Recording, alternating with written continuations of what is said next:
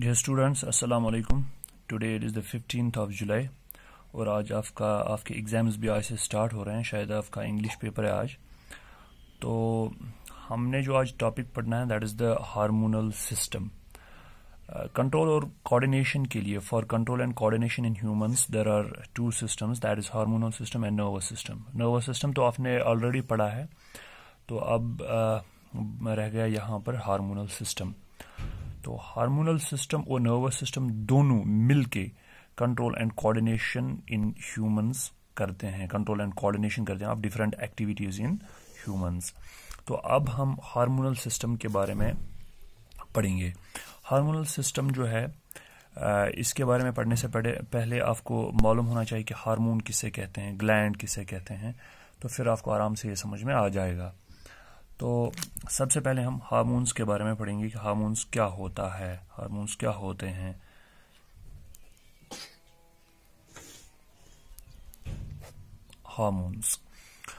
Hormone जो है, it was first of all discovered by two scientists, namely Bayliss and Starling in 1902, and the first hormone that was discovered was secretin.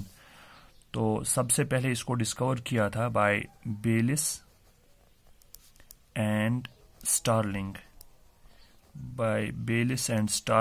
in 1902, and the first hormone that was discovered, it was secretin.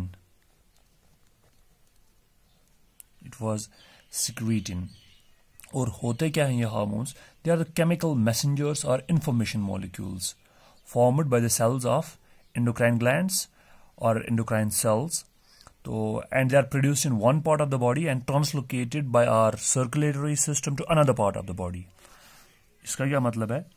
इसका मतलब होता है कि ये जो hormones होते हैं, they are the chemical messengers. They are the messengers. It means उनमें एक मैसेज होती है किसी काम के होने की या न होने की। तो and they are the chemical compounds. So they are chemical messengers. They are chemical messengers और information molecules, क्योंकि इनमें information होती है, और they are the information molecules, क्योंकि अभी मैंने कहा कि इनमें information होती है, मैसेज होती है किसी काम के होने की या ना होने की। So we call them chemical messengers or we call them information molecules, and they are formed by the cells of endocrine glands. इन्हें कौन produce करता है? Formed by endocrine glands or cells, या तो endocrine glands या cells। अभी हम gland के बारे में भी बात करेंगे कि gland किसे कहते हैं। endocrine gland और endocrine cells से produce हो जाते हैं, और यानी कि एक जगह produce हो जाते हैं, and then they are translocated by our circulatory system to another part. फिर ये क्या हो जाते हैं? then they are translated by our circulatory system or blood to another part in our body, जिसे हम टारगेट ऑर्गन्स या टारगेट सेल्स भी कहते हैं, जहां पे इन्हें पहुंचना होता है। लेकिन कैसे पहुंचते हैं? एक जगह से प्रोड्यूस हो जाते हैं, ग्लैंड से प्रोड्यूस हो जाते हैं, उसके बाद ब्लड इनको कैरी करके दूसरी जगह पे ले जाता है। और कहां पे ले जाता है? जिन्हें हम कहते हैं टारगेट ऑर्गन्स कहते हैं या टारगेट सेल्स भी कहते हैं, या तो वहां पे ले जाते हैं for any function, for the stimulation of any function और for the inhibition of any function. किसी फंक्शन को ऑन करने के लिए या ऑफ करने के लिए दूसरी जगह पे ले जाता है इसको blood. And now there are more than 50 hormones have been discovered. बहुत सारे हार्मोन्स अभी डिस्कवर हुए हैं हमारे इंसानों में। There are more than 50। और हार्मोन्स जो होते हैं, they are effective in very low concentration. ऐसा नहीं है कि बहुत ज़्यादा कंसंट्रेशन चाहिए कोई फंक्शन करने के लिए। They are effective in very low concentrations, ppms में ये इफेक्टिव होते हैं, पार्ट्स पर मिलियन जिसे हम कहते हैं। तो and the hormones are functional in or around the area of their production. ये जो हार्मोन्स होते हैं जहां से ये प्रोड्यूस होते हैं, कभी कभार कुछ हार्मोन्स ऐसे होते हैं जिन्हें हम लोकल हार्मोन्स कहते हैं, क्योंकि वो जहां पे प्रोड्यूस होते हैं वहीं पे कोई फंक्शन करते हैं। लेकिन कुछ हार्मोन्स जो दूसरे ग्लैंड्स की फंक्शन या ऑर्गन्स की फंक्शन को कंट्रोल करते हैं, उन्हें ट्रॉपिक हार्मोन्स कहते हैं। तो ये भी हम इसमें पढ़ेंगे। अब ये तो था अबाउट हार्मोन। सो हार्मोन क्या होता है? They are the chemical messengers, or they are the information molecules which are produced by the glands or endocrine glands or the endocrine cells in our body, and then they are carried by the circulatory system or the blood to the target organs in order to control and coordinate the functions of our body, control और coordination करने के लिए। तो ये किस काम के लिए लगते हैं हमें बॉडी में? Control and coordination, control and coordination of different functions in our body. तो अब हम देखेंगे थोड़े बहुत कैरेक्टरिस्टिक्स ऑफ द हार्मोन्स। अगर हम इनके कैरेक्टरिस्टिक्स देखेंगे, कैरेक्टरिस्टिक्स, तो हार्मोन्स जो होते हैं, अभी मैंने कहा कि they are secreted in very small amounts, they are effective in very low concentrations, यानी कि secreted in low amounts.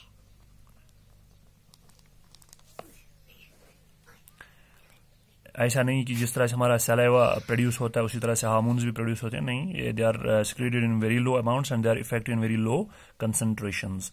And ये जो हार्मोन्स होते हैं, endocrine hormones, they are poured directly into the blood and carried throughout the body by blood. They are carried by blood.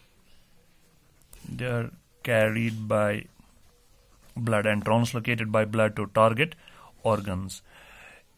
तो number third, जो हार्मोन्स का जो टारगेट ऑर्गन होता है, they are the different from the sites where they are made, so they are called the chemical messenger. जहां से ये प्रोड्यूस होते हैं वो ऑर्गन और या वो ग्लैंड या वो सेल और जहां पे इन्हें पहुंचना होता है टारगेट ऑर्गन के पास, वो डिफरेंट होते हैं। So they are called the chemical messengers and they act on specific tissues और organs called the target organs. They act on specific cells or tissues called the target organs.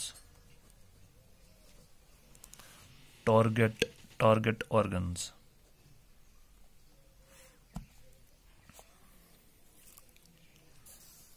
इसी तरह से hormones जो होते हैं, दे coordinate the activities, जैसा मैंने अभी कहा, they coordinate the activities,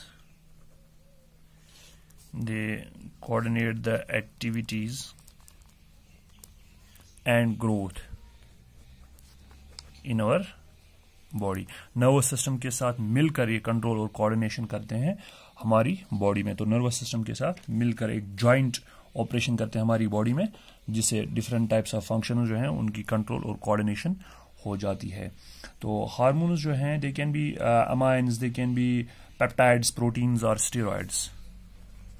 they can be amines in nature, amines हो सकते हैं, they can be peptides also, they can be proteins also, they can be steroids also in nature. There are steroid hormones also, peptide hormones also, protein hormones, or they can be amines also.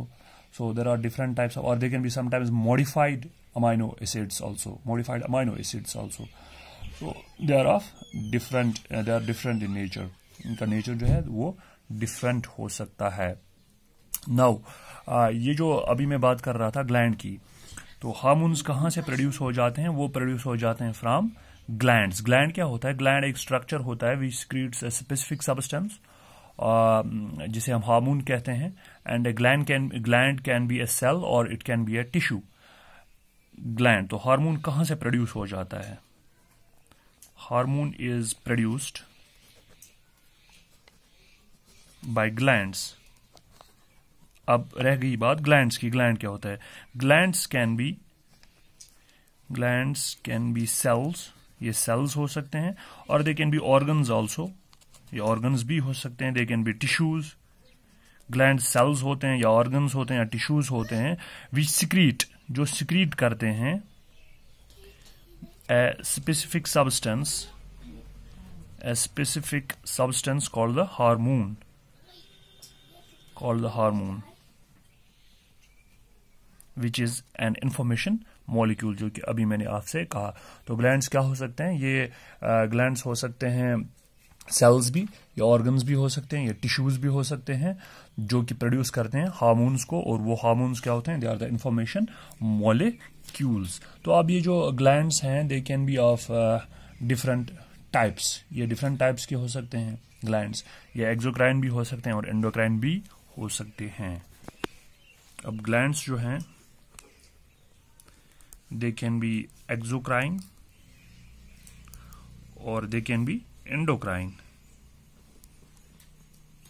They can be endocrine and exocrine glands. Sometimes you are asked in the examination what is the difference between the exocrine and the endocrine glands.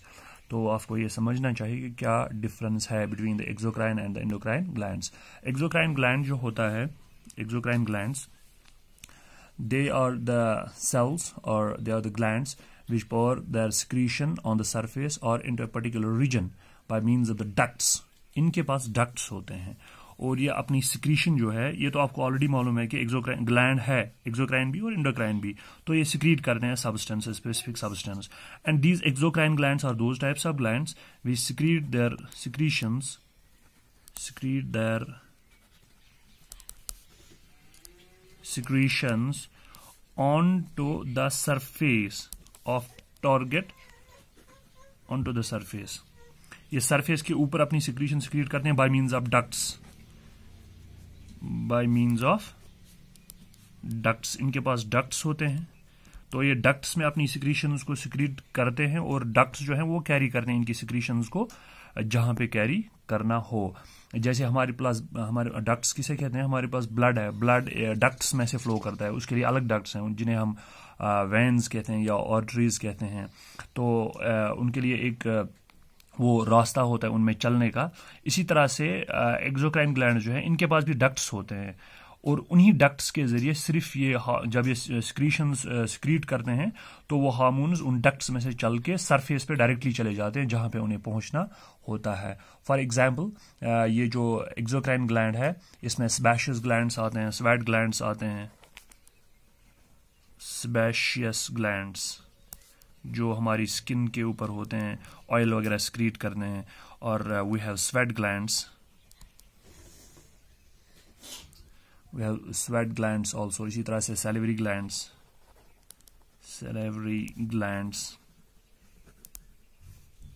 और we have the intestinal glands or gastric glands हैं, intestinal glands etc. ये सब exocrine glands हैं. क्योंकि देखिए आप sweat glands की बात करेंगे, स्वेट ग्लैंड्स के पास डक्ट्स होते हैं.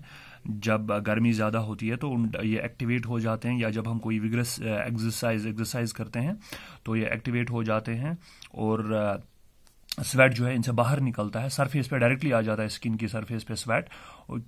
लेकिन ये ग्लैंड्स थोड़े से अंदर होते हैं, लेकिन डक्ट्स जो इनके साथ फिक्स होते हैं, उन डक्ट्स के जरिए ये स्वेट बाहर निकल के सरफेस पे आ जाता है.